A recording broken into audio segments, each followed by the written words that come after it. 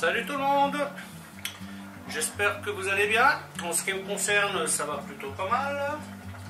Alors comme d'habitude, on n'oublie pas de s'abonner et d'y mettre les petits pouces bleus si vous voulez bien. Ça sera gentil de votre part.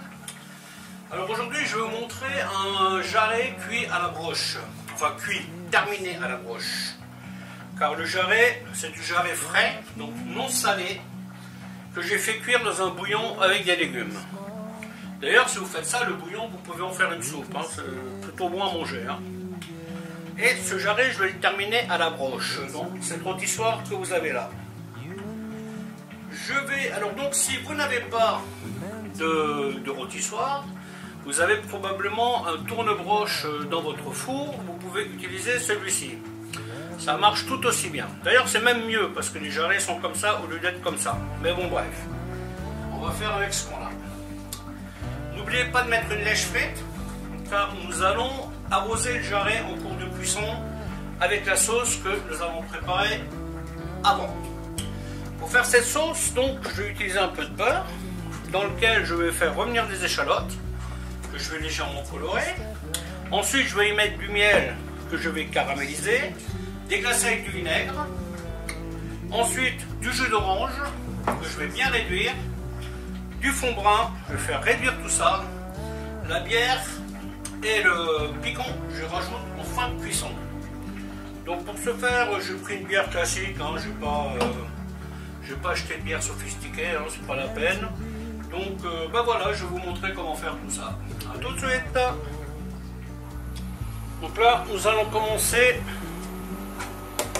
par les échalotes que nous allons faire colorer légèrement. Pendant ce temps, nous allons embrocher le jarret. Ouais, donc ça c'est simple, hein, vous avez l'os qui passe comme ça. Donc là vous vous glissez contre l'os. Là, la peau s'en va un peu, mais ce n'est pas grave. Et là, vous faites pareil, voyez-vous. Hop. Et ensuite, on va mettre cette griffe en bas. Donc là, il faut bien compter 1 heure. Hein. Voilà, donc les échalotes commencent à colorer. Donc là, je fais un pan express. Hein. J'y mets le miel. Miel que nous allons caraméliser. Donc là, je vais déjà y mettre un petit peu de sel. Je prépare aussi un petit spray avec de l'eau pour humidifier le jarret quand ce sera nécessaire. Vous faites ça, vaut mieux rester à côté. Hein. Ça vous évite les surprises.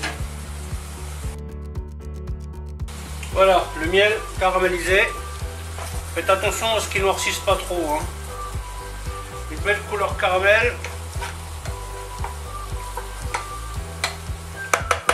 Voilà, hop. Et là, on déglace avec le vinaigre.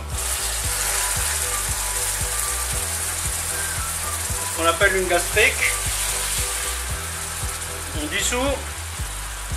Et maintenant, j'y mets l'orange.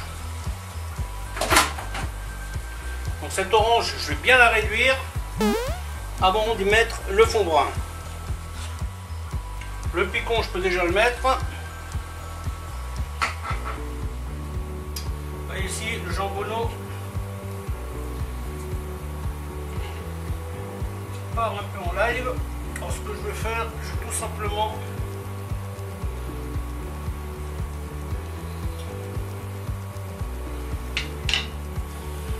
mettre une broche pour qu'il tienne. Ensuite, tout simplement, on le clique dans la machine. Ferme et on allume.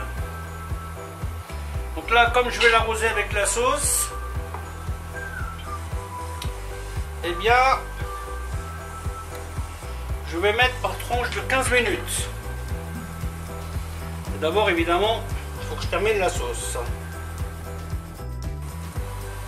Voilà, j'ai tourné l'appareil dans l'autre sens. permettra de zoomer un peu.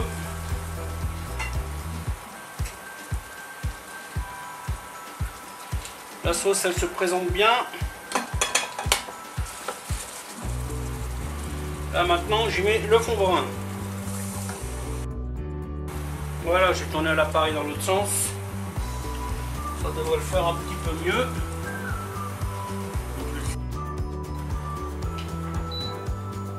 Vous voyez, donc là, je vais commencer le badigeon. Ça, je vais m'y reprendre à plusieurs fois. Voilà. Hop. La sauce est encore un peu liquide, mais c'est pas grave. Pour une première fois, c'est pas grave. Je vais de toute façon continuer de la cuire encore un petit moment. Je vais mettre un petit peu d'eau au fond. Ah. Je viens de voir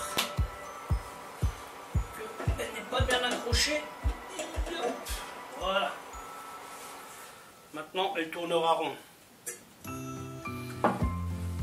Voilà, et ça continue.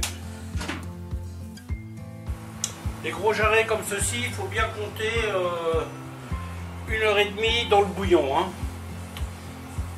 Après, vous le laissez refroidir tranquillement dans le bouillon pendant une petite demi-heure. Et après, vous le sortez de là. Alors l'idéal, c'est, je dirais, de cuire le jarret la veille. Comme ça, il est assez ferme, vous voyez, parce que celui-là, il a quand même donné des petits signes de faiblesse. Et donc, si vous le faites, si vous enchaînez, il y a une probabilité que votre jarret ne tienne pas. Donc voilà, donc maintenant j'ouvre ma petite porte, tac. Voilà, ouais, je mets un petit coup. Et je mets une petite goutte d'eau. Voilà. Et d'ici quelques minutes, je pourrai badigeonner avec la sauce. Vous voyez l'avantage quand la brochette elle est horizontale, c'est que vous pouvez prendre une petite louche et verser votre sauce sur les jambonneaux. Donc là je suis un peu embêté parce que vous voyez, comme ils sont un au-dessus de l'autre comme ça, parce que je vais mettre sur le dessus du dessus, ça va couler, enfin je sais pas encore trop comment ça va le faire. Mais idéalement le jambonneau il devrait être en horizontal. Voilà. Un petit peu de temporisateur. Voilà, ça commence à griller légèrement, tranquillement. Donc là 20 minutes sont passées. Et j'ai remis 20 minutes. Je vais rajouter un peu de lumière là parce que c'est vrai qu'on ne voit pas clair. Là vous vous en rendez un peu plus compte du résultat au bout de 20 minutes. Allez, à plus.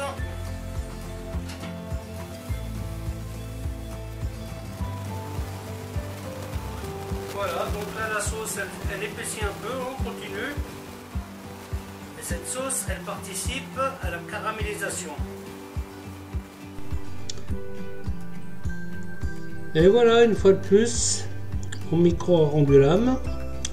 Donc là nous sommes à 30 minutes de cuisson. On rebadigeonne.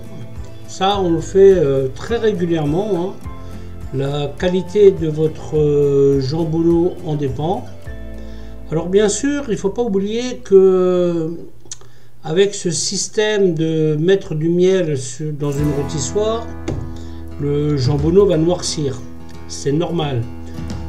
Noircir ne veut pas dire brûler. C'est juste qu'il y a une caramélisation qui va se faire, qui va donner cette couleur très foncée à votre jambon, à votre jambonneau, et ça ne pose vraiment aucun problème. Ce que vous pouvez éventuellement faire, c'est de faire un caramel beaucoup plus clair, et puis voilà, vous y gagnerez un peu en couleur. L'idée, c'est que le jambonneau devienne bien croustillant.